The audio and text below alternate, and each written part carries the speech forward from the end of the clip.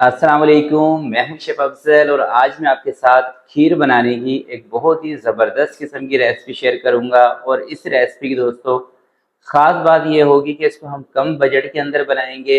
एक ज़बरदस्त बेहतरीन ईद स्पेशल इसको मैंने नाम दे दिया है।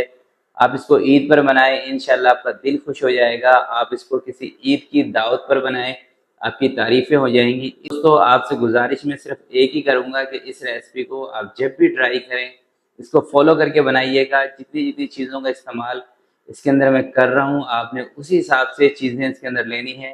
वैसे कोई इसके अंदर ज़्यादा लंबा चौड़ा हिसाब हम नहीं रखेंगे चीज़ें ऐड करने का, कम चीज़ों के अंदर बनाएंगे, मगर आपने वही चीज़ों का इस्तेमाल करना है जो मैं आपको बता रहा हूँ। बहुत ही टेस्टी खीर बनेगी। तो चलते हैं फिर आज की इस मज़ेदार रेसिपी की तरफ और इसको बनाना स्टार्ट करते हैं।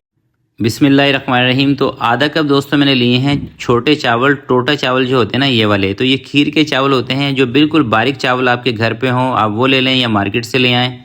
और ग्राम के हिसाब से अगर आप इसको देखेंगे तो ये हैं 125 ग्राम, यानी कि आधा पाव चावल। 3-4 पानी से आपने इसको मसल मसल के धो लेना है ताकि चावल का जो स्टार्च है ना वो इसके अंदर से निकल जाए। चावल धोने के बाद 1 घंटे तक आपने इसको पानी के अंदर भिगो के रखना है। इसी तरह से रूम टेम्परेचर पे रखना है, फ्रिज में फ्रीज़र में रखने की ज़रूरत नहीं है।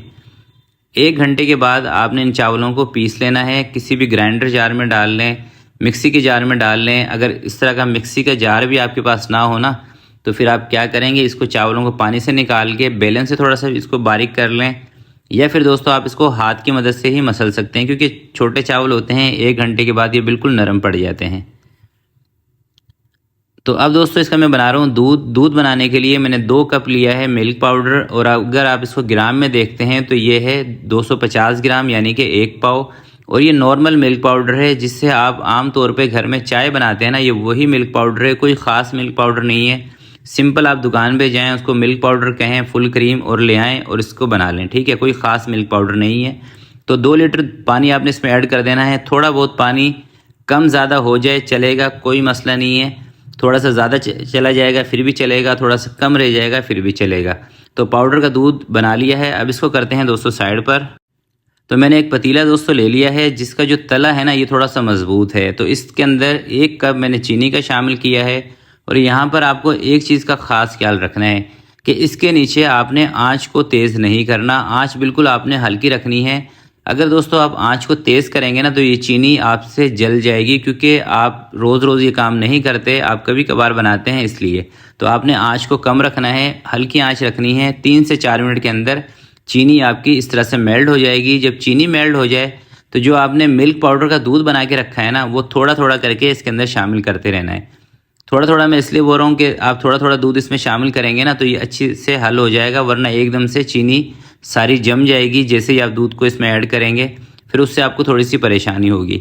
और इस स्टेज पर भी आपकी जो आँच है ना, जो फ्लेम है वो कम ही रहेगा, यानी कि मीडियम रहेगा, जब तक चीनी बिल्कुल अच्छी तरह से दूध में हल नहीं हो जाती। जब चीनी दूध में हल हो जाएगी फिर चाहे आप आँच को तेज़ कर लें, कोई मसला नहीं है।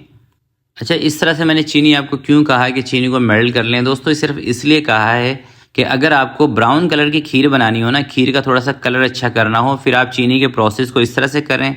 अगर आप नॉर्मली खीर बनाना चाह रहे हैं, आपको कलर से कोई लेना देना नहीं है, फिर सिर्फ आप दूध को इसको उबाल लें और उबालने के बाद इसमें चीनी शामिल कर लें। तो अभी दूध को हमने सिर्फ एक उबाल दिलाना है तेज़ आंच पर। अब मैंने इसकी आंच को तेज़ कर दिया है ताकि दूध के अंदर उबाल जल्दी आ जाए। तो जैसे ही दूध के अंदर उबाल आएगा, कुछ और चीज़ें हैं वो इसके अंदर शामिल करेंगे। तो आपने दोस्तों मेरे साथ ही रहना है। और अगर आप चैनल पर नए हैं, पहली मरतबा वीडियो देख रहे हैं, तो वीडियो को अभी तक आपने लाइक नहीं किया तो लाइक करते हैं। चैनल को सब्सक्राइब नहीं किया तो प्लीज़ चैनल को भी सब्सक्राइब कर लें। तो दूध के अंदर देखें दोस्तों उबाल आ गया है। जैसे ही दूध के अंदर उबाल आ जाए, 3 से 4 सब्ज़ी इलायचियाँ लें, हल्का सा इसका आगे से ना मुंह थोड़ा सा तोड़ के इसमें शामिल कर दें। इससे इलायची का जो फ्लेवर है अच्छा आ जाता है। बाकी जो चावल पीस के रखे थे वो इसके अंदर शामिल कर देते हैं। अच्छा, यहाँ पे एक बात याद रखिएगा कि चावल आपने जब दूध को उबाल आ जाए ना उसके बाद ही डालने हैं, पहले नहीं डालने, ठीक है। थोड़ा सा मैंने इसके अंदर बारीक कटा हुआ खोपरा शामिल कर दिया है। खोपरा दोस्तों इस रेसिपी में ऑप्शनल है, अगर आपको पसंद हो तो आप इसमें ऐड कर लें, वरना आप इसको स्किप करके इसकी जगह पर कोई ड्राई फ्रूट जो भी आपको पसंद हो उसका इस्तेमाल भी आप कर सकते हैं। तो अब इस दूध को हमने चावल डालने के बाद 10 मिनट तक पकाना है। घड़ी का टाइम आप देख लें, 10 मिनट तक इसको पकाएं। 10 मिनट दोस्तों जैसे ही दूध को पका लेंगे, उसके बाद आपने 1 लीटर जो नॉर्मल दूध होता है, यानी कि डेयरी वाला फुल क्रीम जो दूध है, जो नॉर्मल गीला दूध जो मिलता है दुकानों पर, या अगर आप किसी गांव में ये वीडियो देख रहे हैं तो जो घरों में दूध होता है, वो दूध आपने 1 लीटर इसके अंदर शामिल कर देना है। तो 10 मिनट इसको मैंने पकाया है। अब 1 लीटर फ्रेश दूध इसके अंदर मैं शामिल कर रहा हूँ, और थोड़ा सा इसके अंदर मैं पानी शामिल कर रहा हूँ ताकि दूध का जो हमारा शापर है ना, ये भी साफ़ हो जाए। तो अब दोस्तों आपने इसको 1 उबाल कराना है। तेज़ आंच पे करा लें, मीडियम आंच पे करा लें, आपकी मर्ज़ी है। और 1 उबाल करा के आपने इसकी आंच को कम कर देना है और हल्की आंच पे इसको पकने देना है। आधा घंटा लगे इसमें, 50 मिनट लगें, 60 मिनट लगें, क्योंकि दोस्तों जब भी आप दूध को हल्की आंच पे पकाते हैं ना, तो इसका टेस्ट बहुत ही ज़बरदस्त हो जाता है। और जो भी चीज़ आप दूध से बनाएंगे ना, हल्की आंच पे पका के बनाएंगे, तो याद रखिएगा उसका जो टेस्ट है ये बहुत मज़ेदार हो जाएगा।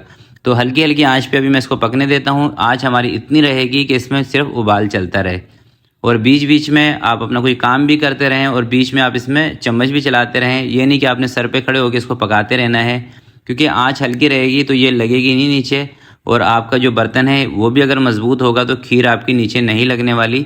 खीर दोस्तों जब गाढ़ी हो जाती है ना, थिक हो जाती है, फिर ही नीचे लगती है, अदरवाइज़ नहीं लगती। थोड़ी थोड़ी देर के बाद आप चलते फिरते इसमें चम्मच चला दें, कोई मसला नहीं है। तो चीनी इसके अंदर मुझे कम लग रही थी, तो आधा कप चीनी का मैंने इसमें और ऐड कर दिया है। चीनी आप चेक कर लीजिएगा, अगर आपको कम लगे अपने हिसाब से तो थोड़ी सी चीनी, जैसे मैंने इसमें आधा कप और ऐड की है, ऐड कर दें। तो इस कंडीशन में दोस्तों जब आपकी खीर आ जाए तो फिर आपने इसके सर पे खड़े होकर चलाना है, क्योंकि जब इतनी खीर थिक हो जाती है ना, थोड़ी सी गाढ़ी हो जाती है, चावल भी नरम हो जाते हैं, बिल्कुल अच्छी तरह से गल जाते हैं ना, फिर खीर नीचे लगती है। तो इसी स्टेज पर आप ऊपर खड़े हो जाएं। ज़्यादा से ज़्यादा 10 मिनट या 8-9 मिनट और लगेंगे इसको पकाने में, तो फिर ये थिक हो जाएगी। अच्छा, यहाँ पे मैं एक और आपको बात बता देता हूँ। देखें, खीर को आपने बहुत ज़्यादा गाढ़ा नहीं करना होता है चूल्हे के ऊपर, क्योंकि दोस्तों खीर हमेशा जब आप इसको नीचे उतार के रख देते हैं, जब भी हल्की सी गाढ़ी होती है, अगर आप चूल्हे के ऊपर ज़्यादा इसको गाढ़ा कर देंगे, फिर ठंडी होने के बाद बहुत ज़्यादा सख्त आपकी खीर बन जाएगी। अगर आपको सख्त खीर बनानी हो, फिर आप चूल्हे पे थोड़ा सा ज़्यादा गाढ़ा कर लीजिएगा। मुझे ज़्यादा सख्त खीर नहीं बनानी, नॉर्मल सी बनाऊँगा, तो इसलिए अभी आपको मैं दिखा भी देता हूँ कि मैं कितनी इसको थिक रखूँगा। अच्छा दोस्तों, जब आप चावलों को बारीक कर लेते हैं ना, उससे आपको एक फ़ायदा ये मिलता है कि आपको खीर के अंदर घोटा नहीं लगाना पड़ता। अगर चावल आप साबुत ही डाल देते हैं, फिर आपको खीर को घोटना पड़ता है, मेहनत ज़्यादा करनी पड़ती है। तो ये देखें, इसी स्टेज पर आकर इसका चूल्हा मैंने बंद कर दिया है, और थोड़ा सा इसके अंदर मैं केवड़ा वाटर शामिल कर रहा हूँ। तो दोस्तों यहाँ पे एक बात समझने वाली है, अगर आपके पास केवड़ा एसेंस हो तो आपने सिर्फ 2 से 3 कतरे इसमें शामिल करने हैं। केवड़ा वाटर हो तो फिर आप आधा चम्मच शामिल कर लीजिएगा, क्योंकि केवड़ा एसेंस बहुत तेज़ होता है। अगर आप आधा चम्मच डाल देंगे केवड़ा एसेंस, तो पूरी खीर आपकी ना कड़वी हो जाएगी। तो ये बात याद रखिएगा। सिर्फ इसको केवड़ा एसेंस, केवड़ा वाटर, इसमें सिर्फ खुशबू के लिए हम ऐड करते हैं, और कोई वजह नहीं है।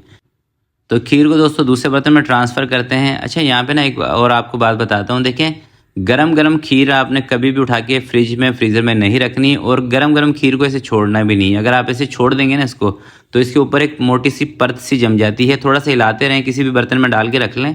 थोड़ी थोड़ी देर के बाद, जब तक खीर ठंडी नहीं होती, आप इसमें चम्मच चलाते रहेंगे, तो ये ऊपर से ना इसकी तेनी जमेगी मोटी सी।